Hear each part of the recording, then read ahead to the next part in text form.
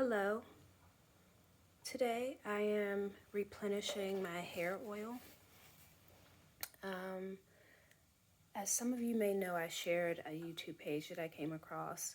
I was experiencing hair loss where it was coming out in clumps, and I wasn't sure if it had to do with some health issues. So I wound up going to the doctor. We ran a whole bunch of tests to test my thyroid, my endocrine system, and that was like roughly 2 years ago. However, as we've seen with the increase in synthetics and hair braiding hair, I noticed that, again, not blaming anyone or any particular product, but I just noticed a particular pattern that was happening where like I would go and get my hair braided, and then between the products and stuff, my hair quality just was not the same. So what I committed to doing was not going to the hairdresser anymore, not going to a braiding salon anymore, and spending the next year and a half just really focusing on taking care of my hair, making sure that I am aware of the ingredients that are going in it. So in addition to a hair journal, let me actually get it and show you, because I do recommend it.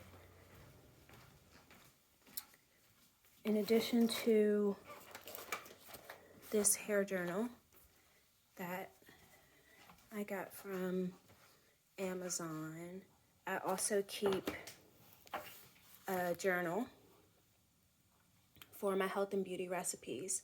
And this is because before it was even called a thing, I knew what it was or what I was doing. I've always mixed products, and I think as Black women, we tend to do that. So from the time that I was a teenager, whether it's mixing a bunch of creams and oils to just get products to work for my hair, years ago, I'd say around 2009, 2010, I did the big chop, meaning I used to have permed hair and I cut it off. So I'll show you my hair. It's actually really healthy and thick, and it's grown back because I had some, you'll see still some light shedding, but it's growing back in. My hair was really took a hit. And so my hair is healthy. I had a twist out and I just took it out.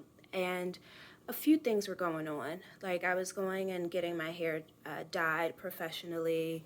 And then I was just like, if these are chemicals, why am I going to keep putting chemicals on my hair?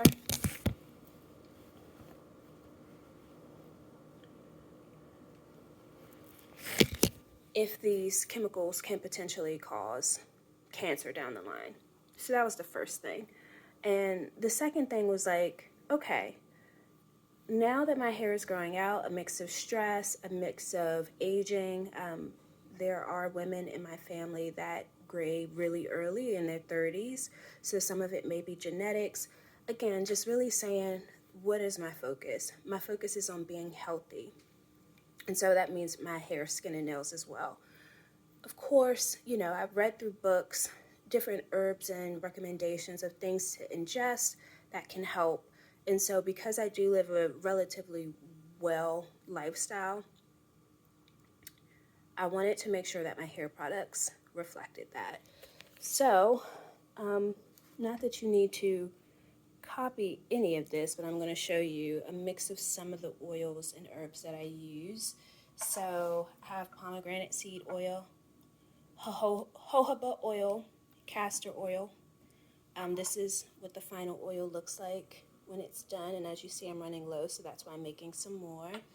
I have a mason jar that I clean, and this is particularly for my herbal hair oil, because again, as you'll see from the kitchen, I use mason jars for everything. Here are my goji berries that I love to just snack on, put on my smoothies, my salads, you name it. My measuring glasses. So again, as you know, I have a body care company, so I do have, I'd say, an advantage in that I technically do weigh out those products and what's listed on the store.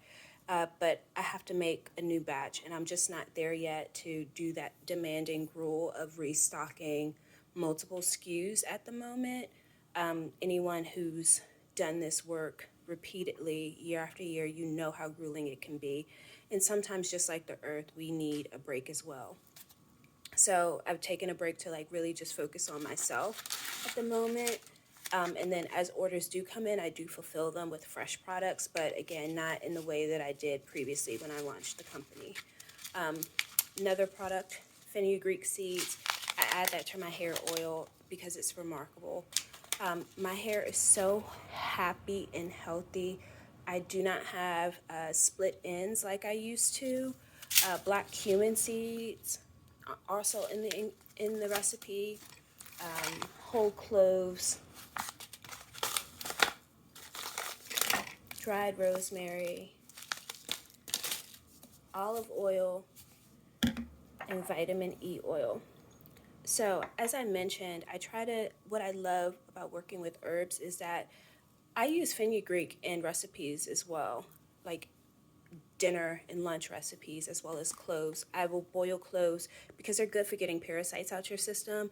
So if I ate crazy, just because I'm gonna be honest, I found that I really love food. I love tasting different cuisines from different cultures. So the best thing for me is to just regulate and modulate myself. So I still eat a mix of things. And so I keep, like I said, dried herbs on hand so that if I'm feeling any type of way or just routinely, I'll throw some cloves and some distilled water in my apothecary pot, boil it up for a couple of days, drink it. And when I say boil it for a couple of days, I mean I repeat the process of creating an infusion, a clove water infusion to drink to, again, help my system flush out any parasites that may have been in any of the food that I consumed.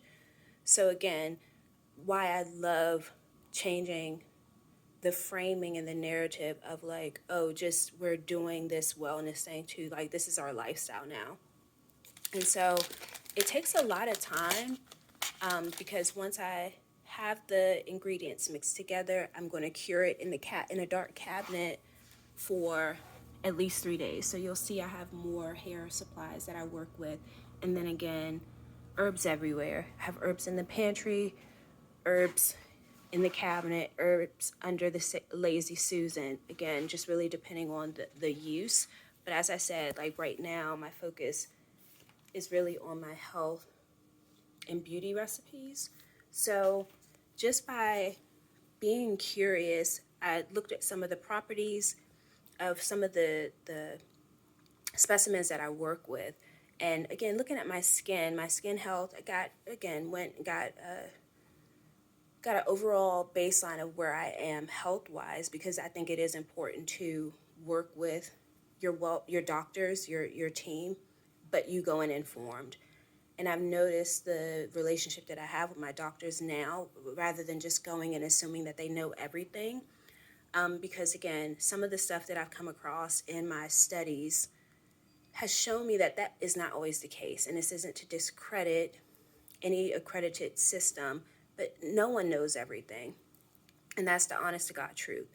So in this era of let's make sure that Nicole is operating at her best, she feels her best, she is her best, part of that meant taking back control over my life, my hair, my skin, my nails. And so I have my AM and PM routines where I take really good care of my skin, not just my facial skin, but also my bodily skin. And again, that's why I have a body care product line, because again, it's our largest organ outside of our body. It's the one that's going to hit and receive or get hit the most by the environmental factors. So you name it, free radicals, stress, cuts and bruises. There's so many different things where like rubbing a little bit of vitamin E oil can help it. If you get a burn, putting a little bit of aloe on it. So I keep live aloe plants in the house as well as aloe vera gel. So again, just really taking the time to think about your patterns of living and what you think you need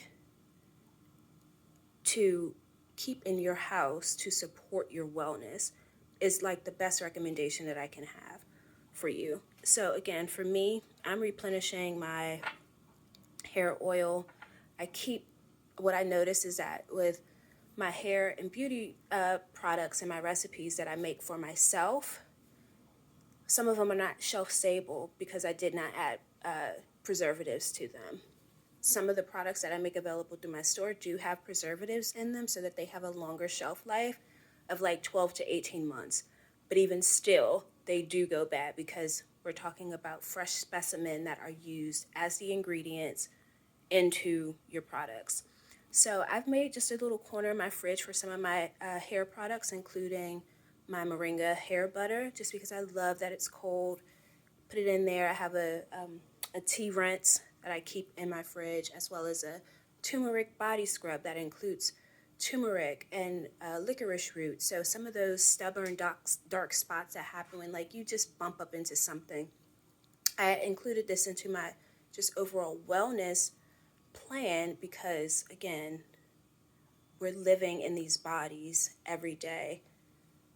At some point, like I said, my experience is different because I started my career as a fashion and beauty writer. And so I've seen thousands of products and tested thousands of products before I even started creating my own products for like public consumption.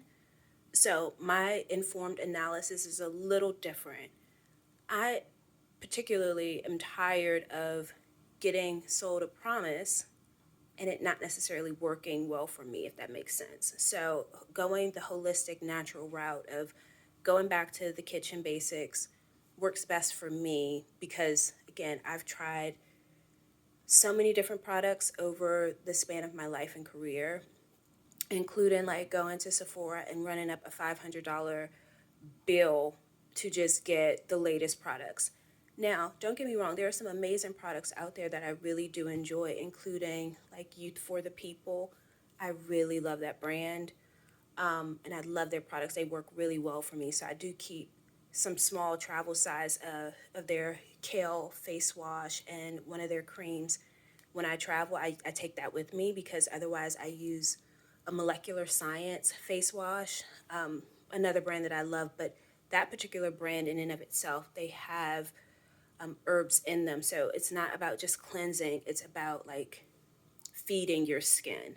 And I think that's important because a lot of these products, you know, most layman people aren't going to like research and say what's in it, what does this do, what does this do, and like actually do the compounding science to figure out if it's beneficial for them. So keep it simple as possible. And so I like the brands and the skincare brands in particular that are really, really transparent about using herbs, fruits, vegetables in their products because they work. Let's not get away from fruits, veggies, nuts, berries, because those are the foundation blocks of our food.